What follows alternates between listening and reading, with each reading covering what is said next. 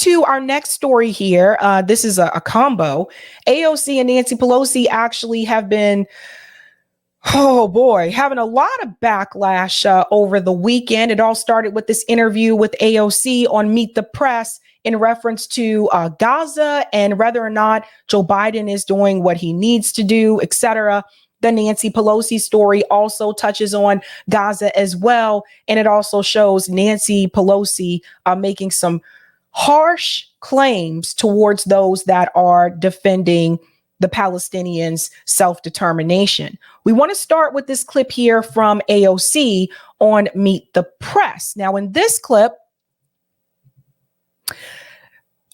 she is asking AOC here about whether or not Israel has an effective strategy for releasing the hostages in Gaza. And before we get to the hostage response from AOC, I honestly felt like watching this interview, I felt like AOC was a hostage.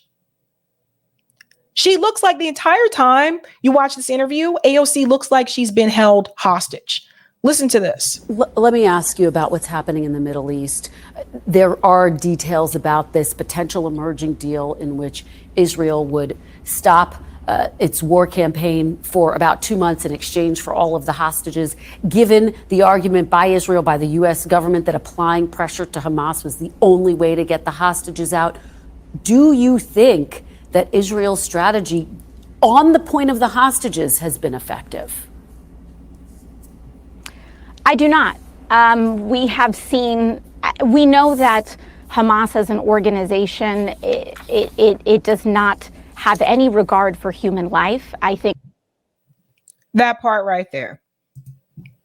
You see, if you look into AOC's eyes, she looks like someone is like holding her hostage. Like there's someone behind the scenes that's like, you better say this or else, right? But this is what's interesting. So she's quick to say, we know that Hamas does not value human life. Hamas has not killed any of the hostages. Israel has. Israel has killed Israeli hostages. We covered this, I think it was a couple weeks ago, how they killed Israeli hostages. But she wants to say Hamas is the one that doesn't value human life.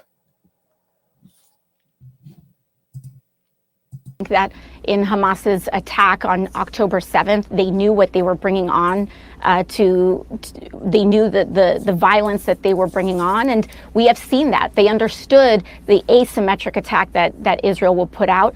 Israel has been indiscriminately attacking Gazans, and we have seen over 25,000 Palestinians have been killed, over 70% of whom are women and children. Using 25,000 lives as leverage and the idea that that is going to pressure Hamas, they are accountable to very little. But I think what is most important is saving these lives, ensuring the release of hostages, and in my view, negotiating a ceasefire. So if AOC thinks what is most important is, protecting those hostages and make sure those hostages are getting back home, then why didn't AOC mention anything about Israel killing 3 Israeli hostages that were waving a white flag? Notice she doesn't mention that at all. This is why I said, look at her face, look into her eyes, look into my eyes.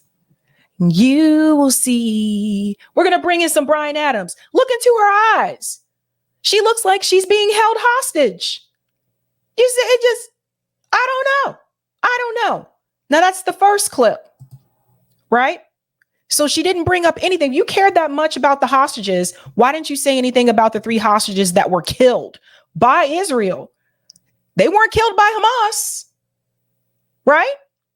So we go into this second clip here about whether or not she feels the president is actually supporting a genocide or should be supporting a genocide. Let's go ahead and bring this in. I think this is one of the most damning ones here with AOC. Some of your colleagues, and we talked about what's happened at the protests this week have called the president Genocide Joe. Some of your colleagues have accused the president of supporting genocide, including Rashida Tlaib. Do you agree with that word, genocide, that the president's been supporting a genocide, or does that go too far? I think what we are seeing right now throughout the country is that young people are appalled at the violence and the indiscriminate loss of life.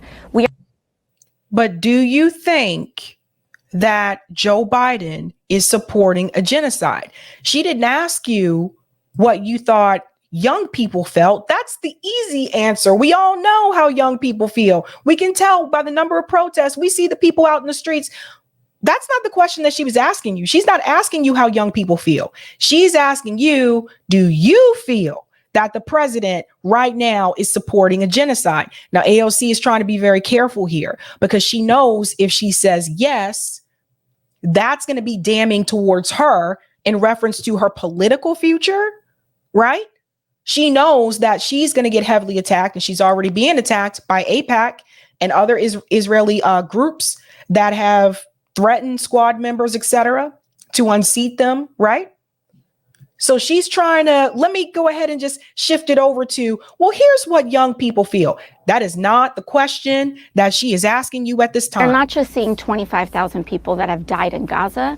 We are seeing the starvation of millions of people, the displacement of over 2 million Gazans. We have South Africa that has mounted a court in the ICJ. The ICJ ruled this week that Israel has a grave responsibility to prevent genocide. But they're still determining whether it's a genocide. Do you think that they are still determining given it? That it's still under investigation?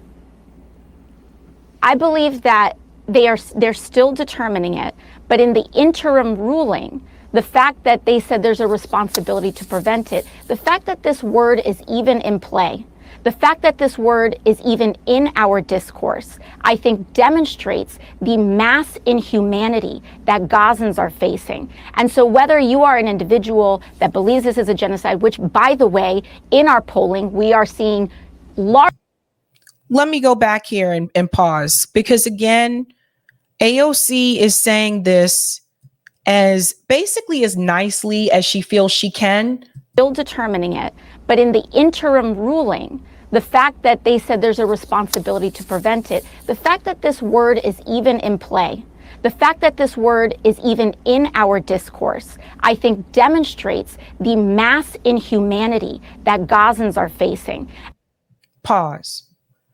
Mass inhumanity is putting it lightly. And we have to change the way we talk about this topic.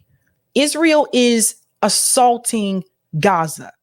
It is Israel's assault on Gaza. This is not just about humanity. And we got to call it out for what it is. She won't say that, though. She's very careful not to say that. But that's what's happening, folks. It is an assault on Gaza, not just via war, not just the bombs, but also blocking humanitarian aid, preventing Gazans from getting food and supplies that have been sent to Gaza. That is also an issue. And also there's more that needs to be said as well, because AOC is trying to put it lightly. And again, she's trying to focus on October 7th. And we got to go back and we got to take it back to some history and some time. First of all, it is not just about Gaza. It is also about the people that are being forcibly removed from their homes in the West Bank. You see, if I were there, I would bring this up. I wouldn't just say this isn't just about Gaza. This is also about what's happening in the West Bank. There's no Hamas in the West Bank. You have the Israeli government pulling these people out of their homes and living in their homes and telling them to get the fuck out. Where they have to have passports. They can only walk on certain streets because of the fact that they are not Israeli. Let's be clear. Let's be really firm about this. If you're going to talk about the atrocities that are happening to the Palestinian people, you lay all the shit on the table. You don't just say, well, there's the sense of humanity that is happening. No, you make it very clear and you state that Israel is assaulting the Palestinian people, and this has been going on for decades. That does not start on October 7th. She is not going to say that because she knows her congressional seat would be gone. Some of your colleagues, and we talked about what's happening. Sorry, let me go back here. I think we were right about here.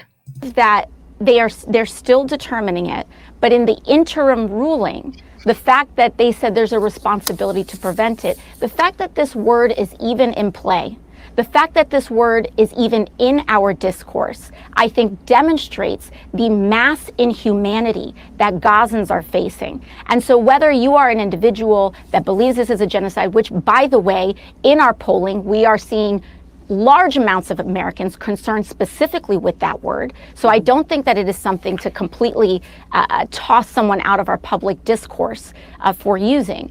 But I think what we are seeing here is that the net. Why would you even consider tossing them out of the public discourse for using the word when it actually fits the definition that is under the Genocide Convention? So that's the other thing. We need to get out of, because I'm telling you where they're going with this. If we're not careful, they're going to get to the point where they're going to say you can't use that word in reference to Israel. You can use that word in reference to other countries, but when it comes to Israel, you're not allowed to use the word that they're committing genocide. It'll be another form of censorship. Watch. The Yahoo government has lost public support, and that we have a responsibility to protect the human rights and the humanity of Gazans and hostages alike in the area. This right here.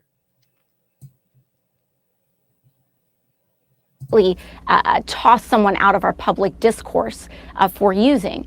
But I think what we are seeing here is that the Netanyahu government has lost public support, and that. Pause. See, she trying to play nice. It's easy to call out Netanyahu because he's right wing. So it's easier for her to do that. This started before Netanyahu. Yes, things have escalated under his administration, but the displacement of the Palestinian people started before Netanyahu's government. This goes all the way back to 1948, and AOC knows this. She knows it. We have a responsibility to protect the human rights and the humanity of Gazans and hostages alike in the area.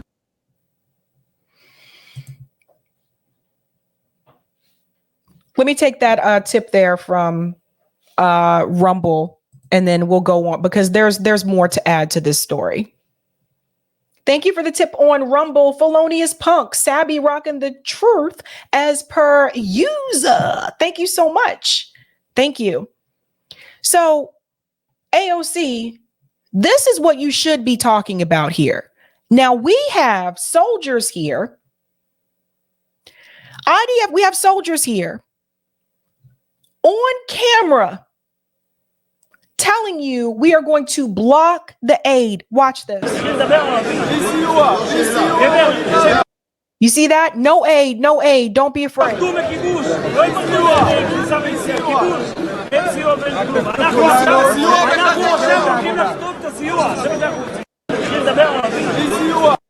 So he says, no aid, no aid. Don't be afraid of occupation. Don't be afraid of occupation. No aid and no nothing. We are now going to block the trucks containing. You see this? You see this? Okay. So here's the thing, guys. I'm pretty sure AOC has seen these videos too. I'm pretty sure she's seen these videos as well. And also this one, let me make sure I'm going to the right. Yeah. Also this one here. Now in Jerusalem, hundreds of right-wing settlers take part in a conference to plan the return to the Gaza Strip. Look at this here. See, this is another thing that happened.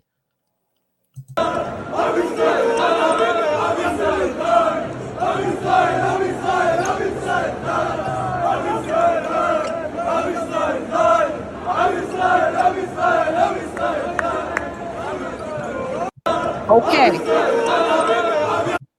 Let's go on because it's a thread. Look at this. A big map shows the locations of the planned settlements, some on top of existing Palestinian towns. And you can see that in this picture here, the planned settlements, right? You see this? So this was a conference that happened.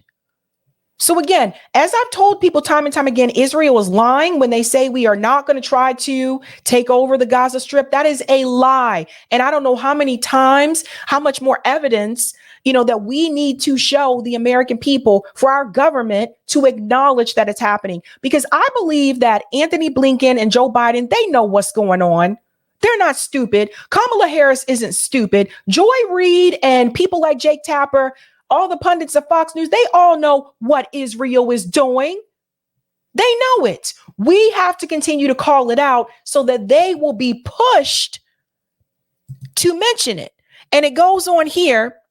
Settlers I spoke with at the event calling to settle in Gaza refused to answer directly what will happen to the Palestinians living in Gaza. So listen to this video here. Don't like to move, and they will move. They will move. The Arabs will move. Why do you say that? Why do you say that? If we don't give them, we want to have our hostages back, right? So we don't give them food, we don't give the Arabs anything. They will have to leave. The world will accept them. Did you hear that? If we don't give the Arabs food, they will have to leave. The world will have to accept them. This is just, listen, look, our government is funding this type of behavior. Think about this. And here we go. Here's another one from Solomon. Solomon's been doing great work. He's been on the show covering Israel and Gaza. This is from 2014. Again, AOC trying to pretend like this is just October 7th. Solomon says it didn't start, on October 7th. And this is actually Netanyahu's advisor. This is 2014. Listen to what he said back then. Before you fired? First of all, we're not clear. It's our fire. I mean, you're jumping ahead of what the reality is. Let's wait and see what exactly happened. You issued a warning to evacuate the building. Presumably, you issued a warning because you were going to fire on the building. Did you check whether it had been evacuated? Let's be clear here. We don't know exactly what happened. I don't know exactly what happened, and neither do you. So one has to be a bit more judicious before making that sort of assumption. The UN told us that it tried to coordinate a window with the Israeli army for civilians to leave, and that was never granted. Now, either the Israeli army is not speaking to the government, or else you're calling him a liar. Which is it?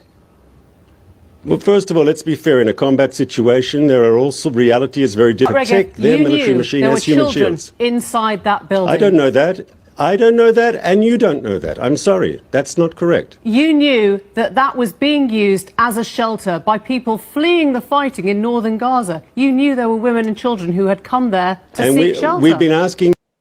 Okay. So again, before October 7th in 2014, this was another example of the Israeli government bombing a shelter of children. 2014. People to leave. And you knew that they hadn't been able to leave that building. Once again, you are making presumptions based on information that you have or have not, or what you're suggesting that information you have. But you said you were going to hit it. You hit it. You killed them. You knew there were children in that building. Well, I mean, I'm not excluding the possibility. If after the fog of war has passed, this does turn out to be the fault of Israel, will you pause? Will you reset your rules of engagement tonight? Our rules of engagement are very clear. One does not target civilians. One does not target civilian infrastructure. That is clear, and we hold ourselves to the highest standards. But that's not. Does that rhetoric sound familiar? It's the same thing they're saying today. We do not target civilians. It's a lie. They're lying now. They were lying in 2014. They've been lying. I'm playing this video because I want you to see why it is important that you don't start with October 7th. And like I said to you guys, AOC is notoriously on Twitter. She's on Twitter more than I am, or X, whatever you guys want to call it. She's on there more than I am. And if I've seen these videos, I'm pretty sure she's seen these videos too. So you are being disingenuous when you have these interviews and you start with, well, what Hamas did on October 7th, and you completely ignore what happened to the Palestinian people before October 7th, before Hamas even existed, that this has been Israel's game, that they have done this before where they have targeted civilians, they targeted shelters multiple times before. Working, is it? If it's not designed to hurt civilians, your strategy is manifestly not working. We are trying to be as surgical as humanly possible who are shooting rockets indiscriminately at our cities. Defense system. It's called the Iron Dome. It stops you, for the most part, being hit. They don't, and they're paying the price with their dead children. Mark Regev, thank you very much. Thank you. And that's important to note too. Remember, Israel does have the Iron Dome. So that was 2014 when they again were targeting children. So I want people to understand this is not new. Now, Nancy Pelosi also had an interview and she also came under fire because Nancy Pelosi, apparently in her mind, when she was questioned about the people calling for a ceasefire and calling Joe Biden genocide Joe, Nancy Pelosi decided to rely on the old school Democrat playbook and refer to all of us as Putin puppets. We apparently are working for Russia. It's a typical playbook. Like I said, with the Democratic Party, they're so predictable. They are so predictable. They're going to do one or two things. They're going to say, you're working for China. You're working for Russia. You're a secret right-winger propagandist. You're a communist and wants to take the country too far. It's the same playbook over and over. And I don't think in reference to this war in Gaza, it is actually working. Nancy Pelosi received a lot of resentment and pushback for this statement here. One of the challenges that Democrats might have in organizing is some anger in some corners of the progressive movement over Joe Biden's support for Israel in its war against Hamas terrorists. How concerned are you, especially given the fact that we have seen protesters over and over and over at his events? How concerned are you that young people, Arab Americans, progressives, I'm not suggesting that they're going to go vote for Donald Trump, but how concerned are you that they might just stay home? Well, let me just say this because... Let me pause here. Now, all of a sudden, you guys notice how now they're all of a sudden they're worried that young voters may stay home, but they weren't worried about that before. Haven't they always told you over and over again that they're not really concerned about the young voters because we're not the ones that show up to vote, especially in the primary elections, right? They didn't need to rely on us because the boomers would come out and vote.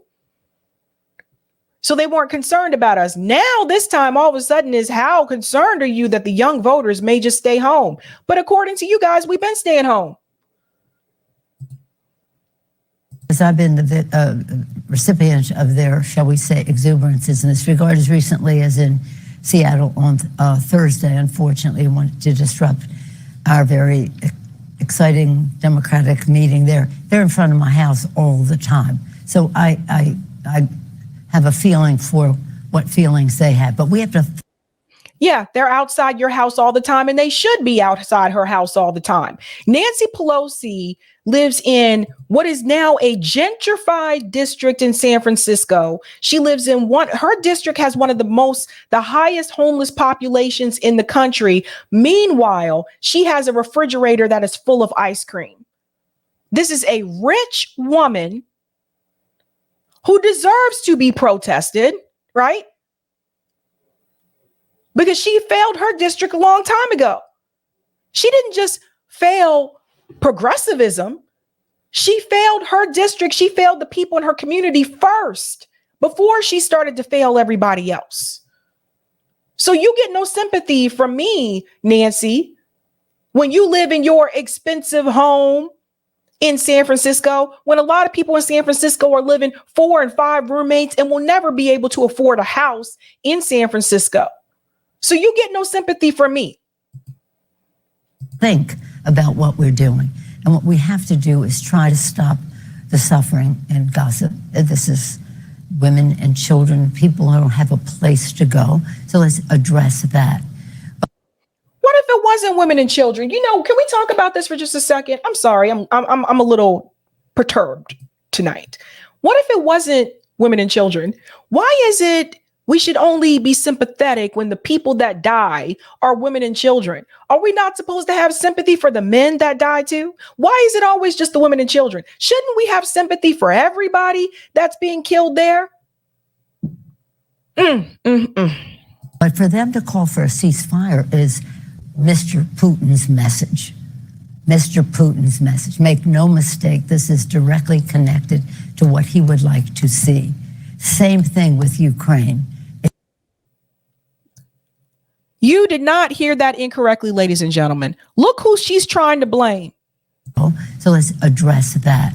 But for them to call for a ceasefire is Mr. Putin's message. Mr. Putin's message. So apparently Vladimir Putin is the reason why people are calling for a ceasefire.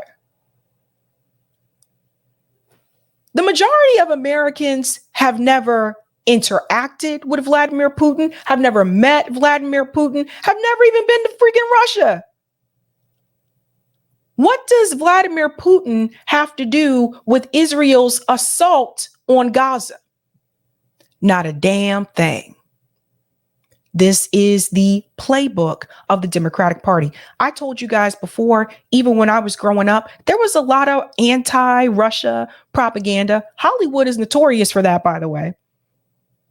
The big bad, boogeyman, it's Russia. Oh no. Rocky IV. Things like that. This is what they resort to. This message is coming from Vladimir Putin. Really?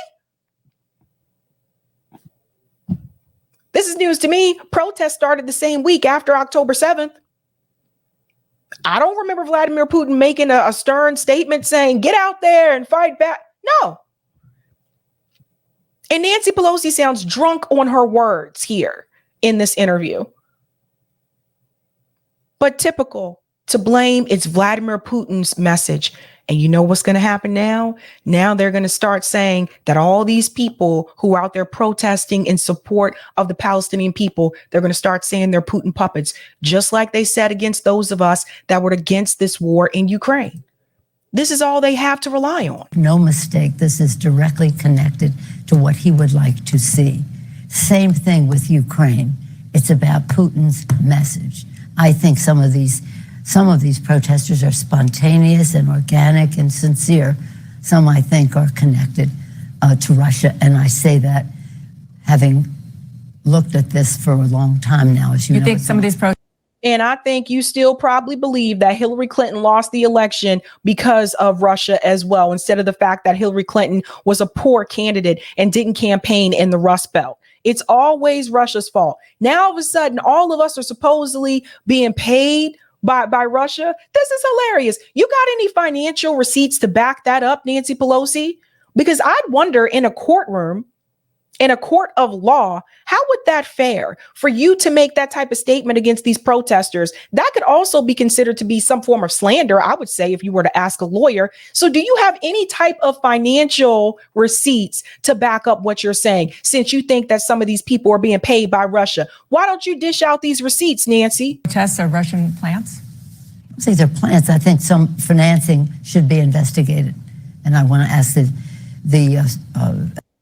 financing should be investigated. But you just said that people were being paid by Russia. No investigation has been done. I'm going to tell you, this is very similar to what they did to the Uhuru movement. And we're going to talk about where that's headed. This is very similar to that. Never forget what they did to Amali Yeshitela. I told you guys before what they are doing to people who have what they consider to be radical left voices, socialists in this country, especially black socialists in this country. I told you what they've been trying to do, saying, oh, they're working for Russia. Send the DOJ after them. Send the FBI after them. FBI to investigate that. But apart from that, let's just say it's all spontaneous and sincere. Let's say it's all spontaneous and sincere. Young people care about the right to choose. They care about LGBTQ issues. They care about preserving the planet. They care about gun violence prevention. That's what they tell us. They care about our democracy and the freedoms that are contained in some of what I said. So they're going to have to make a decision. How are you going to bring up young people care about the right to choose? That's the first thing that she says in that response. And the U.S. government is complicit in the genocide of thousands of children.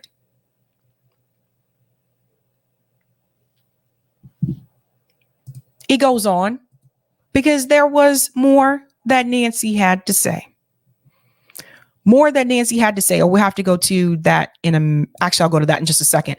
I want to go to this clip here on TikTok because this young woman here, she tried to warn people that this was coming, this crackdown was going to happen in reference to the pro-Palestinian protesters. Listen to this. Remember just a few weeks ago, I said they were going to use FARA, which stands for the Foreign Agent Registration Act, to target groups of individuals for protesting Palestine? Well, guess what? It's about to start happening. Because today, January 28th, Nancy Pelosi is trying to say that the groups protesting Palestine are linked to Russia. And she wants the FBI to target and investigate if there's any kind of financial links between them. I said it was going to happen, and here it is, about to start happening. You got to start listening. When I said in this video they're going to do everything in their power to suppress, diminish, and blacklist anyone and everyone who dared to have the audacity to question the allegiance to the status quo, I'm saying that, and they are going to do just that. Remember just a So she's right, and here we are, right? We can go to part 2 of Type B and C, Eric. So here we are. Look at what has happened. And I just want to remind you with Amali Yeshitela and the Uhuru movement. Urgent update, judge rejects Uhuru 3 motion to dismiss bogus charges. The trial date will be set in February. Join the Hands Off Uhuru, Hands Off Africa counteroffensive response meeting that was actually today, 7 p.m. ET. Here it is here. It says, urgent update, judge rejects Uhuru 3 motion to dismiss bogus charges. So again, Amali Yeshitela, you saw how they targeted them. They said that they were being paid by Russia, that kind of thing. Again, that was coming from the FBI was involved in this. The DOJ was involved in this. This is why we continue to say things like, we need to get the FBI out of our freaking lives. We need to abolish the FBI. We need to get rid of these agencies. Get rid of them. There's nothing to applaud for these people. There's nothing to applaud for when it comes to the FBI. There's no reason for me, especially, to applaud for the FBI after what they've done to my people. Okay? The same FBI that took out people like Fred Hampton, MLK, and Malcolm X. These are the people that I'm supposed to stand up and respect. Get out of here, man. And it goes on because now, we'll come back to that. Before we get to the China comment, she said, Code Pink actually did address what Nancy Pelosi said in reference to saying that people are paid by Russia, the people who are protesting against her. Listen to this comment here from Medea Benjamin. Here we are outside of Nancy Pelosi's office, and we came to her because yesterday she was on CNN's State of the Union with Dana Bash. And Dana Bash said to her, well, are you concerned that there are some protesters that might not participate in this election? They might just stay at home. And she said, well, let me say, because I've been the recipient of a lot of these protests, some of them are very sincere and organic, but I think some of these protesters are connected to Russia. I've been looking at that for a long time. Dana Bash says, you think some of the protests are Russian plants? And Pelosi says, I don't think they're plants. I think some financing should be investigated. And I want to ask the FBI to investigate that. Ooh. That is absolutely ridiculous. I'm from San Francisco. I've been participating in protests at Nancy Pelosi's house for years, for many years. And guess what? I never received a penny, not from Russia and not from anybody. Well, where did she get her money? Where did Nancy Pelosi get her money? I think good question. We should investigate that. Yes. Maybe she got her money. I know she gets a lot of money from pro-Israel groups. Really? Yeah. Mm-hmm. Yeah. Maybe that should be investigated. So we say in Russian here, bombing Gaza, niet. Ceasefire, da. So, Code Pink is always there. I feel like they're always there protesting, but it's not just Russia. She also tried to bring up China. So she thinks we're either being paid by Russia or being paid by China. Here she is being confronted again. Listen to this.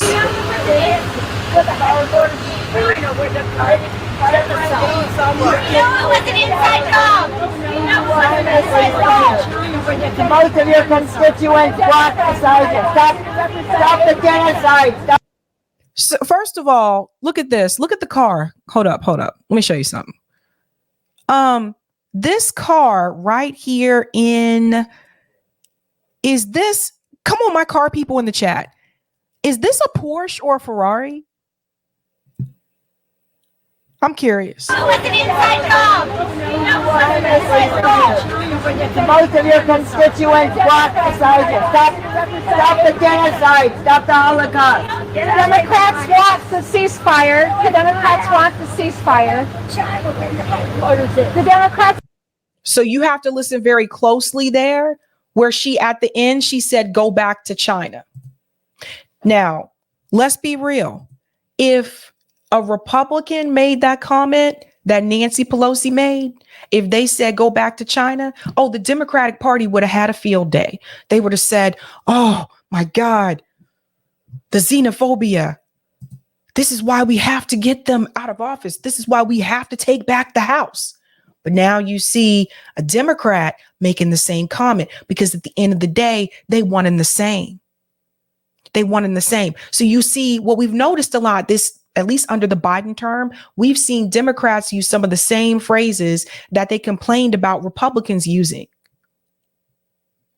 Everyone in Congress that is a part of the Democratic Party should be outraged by Nancy Pelosi making that statement to go back to China. When Republicans tell Ilhan Omar to go back to Somalia, when they tell Rashida Tlaib to go back to yada yada, all that kind of thing, Democrats have their arms up in the air and they're ready to scream. But it's okay when they do it.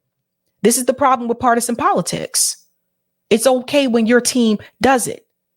But to answer Medea's question, where is Nancy getting her money from? You see, Chuck Modi was on it.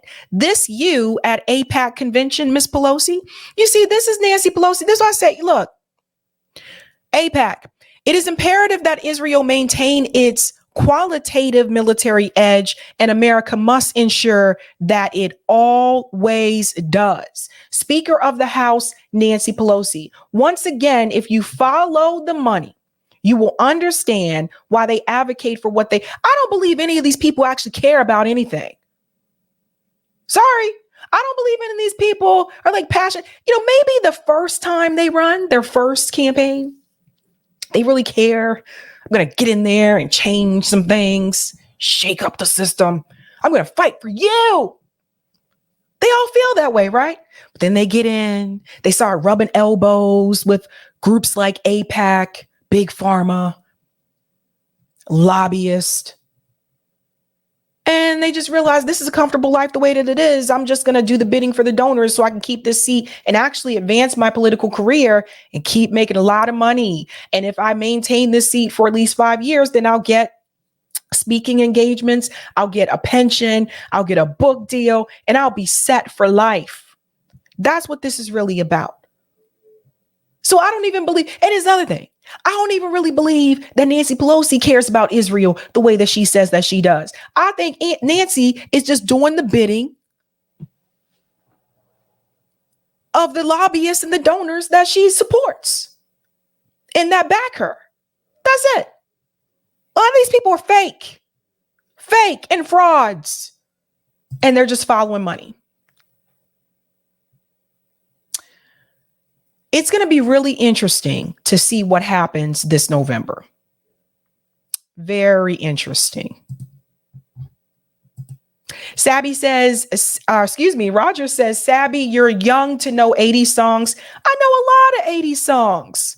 I grew up with parents that were born in the 60s. So I know a lot of 80 songs.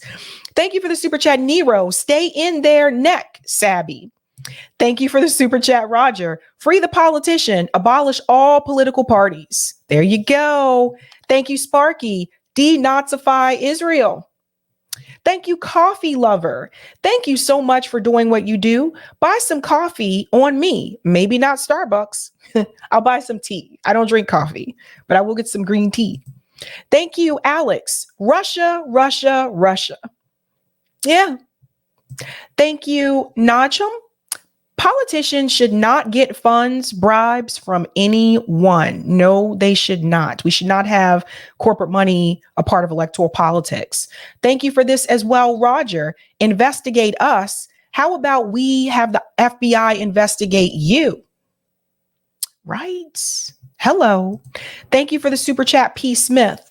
Charles McGonigal, FBI agent accused Trump of Russian collusion, sentenced to 3 years for Russian collusion. Interesting. Thank you for that, P. Smith.